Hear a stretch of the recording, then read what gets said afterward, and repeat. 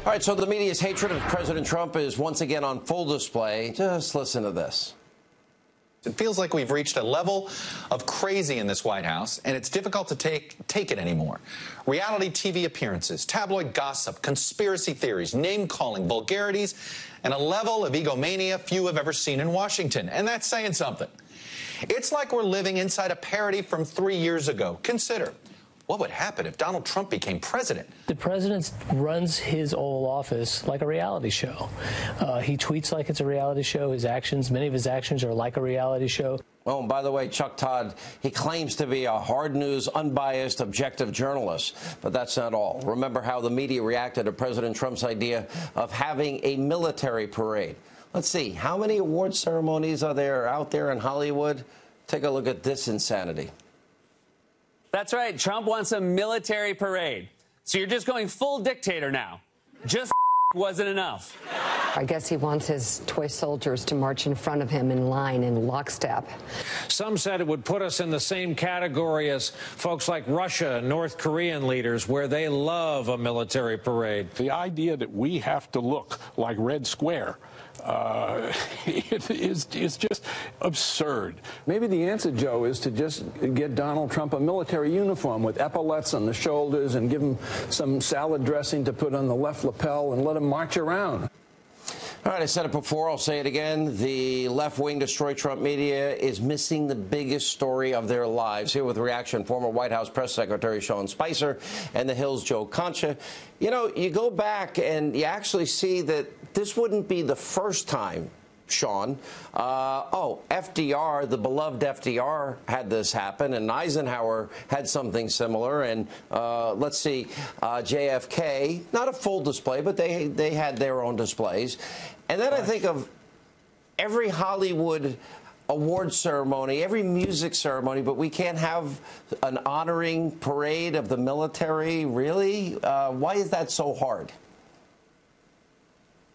Well, I thought a couple things were interesting. One is everyone jumped to the immediate conclusion of associating with a dictator, as opposed to somebody who actually loves and respects the military and wants to honor them for their service. It's amazing. I thought of the people that you played that clip with, and maybe I'm wrong, so I apologize if I am, but I don't think a single one of them has ever served. And I think it's funny that when you have a president who respects and honors law enforcement, first responders, and the military, and says, I'd like to have a parade to showcase them to the American people, that's somehow a negative thing. Less than 1% of the American people have served in the military these days, and we feel more and more connected from those who do and those who deploy every day to go protect our freedom.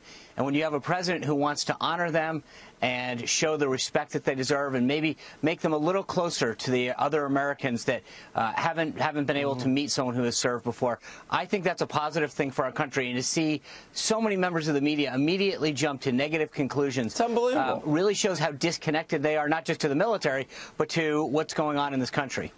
It's like the time for honoring themselves in Hollywood will soon come to an end. I think I saw that in Gladiator. Right. Just hold on. Sean, in contrast, when the president decided not to go to the White House Correspondents' Dinner, it was a national tragedy. He was disrespecting the First Amendment. Oh, it was the end of the earth. The apocalypse is coming. But when he wants to have a parade to honor the military, oh, by God, that's horrible. You know, you think about it, I added up, it was something like 25-30 between the music industry and the Academy Awards, the Global Awards, this awards, Joe Concha. I think it's actually a great idea, and I think the country, we owe them a debt of gratitude, and any way to honor them, I think, is well worth it. I think because President Trump's name is involved in this proposal, Sean, that is causing the reaction. And you could play a game of PU, it's called Parallel Universe, where you take the name Trump out and you put in a name like Chuck Schumer. And what if Chuck Schumer had actually proposed a military... Oh, that's right, he did in 2014. And there wasn't a sniff of outrage around that. But to one point, though, you could honor the military with the parade. No problem. The costs are down. Logistically, you could pull it off. No problem. But I think also the president really could back up those words and back up a parade by actually going to Afghanistan and visiting the troops. He hasn't done that yet. And I think that will go a long way in showing that he's just not doing this for show, as his critics are charging. Well, I think that'll all happen, but even if he does that, I'm sure he'll be criticized. How did they miss the biggest story of their lifetime, Joe Concha? The rest of the media? How did they get it so wrong on Trump-Russia collusion? Well, have they got it wrong? I mean, I believe the investigation is still going. We shouldn't get ahead of ourselves on it. There hasn't been any evidence let me presented. Put it this way. No. Is there any evidence in over a year that you've seen?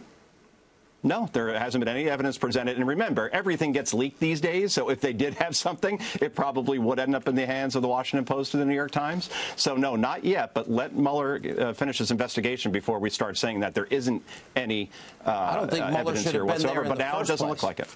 I mean, based on what we've learned just in the last week with the Nunes memo and the unredacted Grassley Graham memo, Sean Spicer, seems to me that this whole thing was a witch hunt from the get-go.